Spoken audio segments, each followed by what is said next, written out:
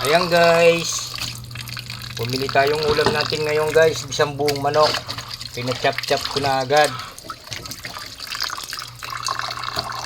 Ngayon guys, yung isang buong manok sa pinachop-chop ko, hindi ko napansin, wala yung isang pakpak.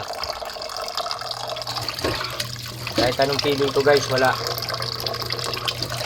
Ito kalahati, yung isang buong pakpak na wala.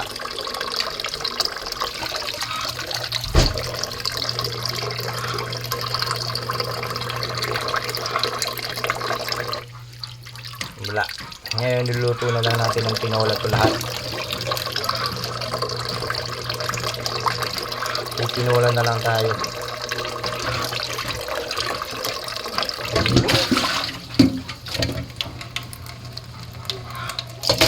Wala yung isang pakpak niya guys. Ilang.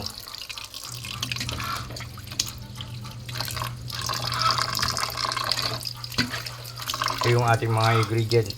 Ayos na. Igigisa na lang natin guys.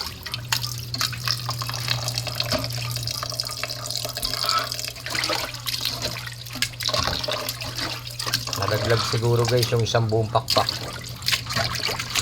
Mapabanlawan muna natin.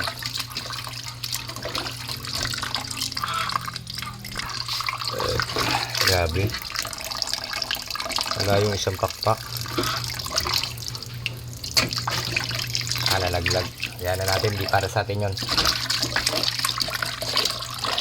Ayan guys, magtitinola tayo ngayon.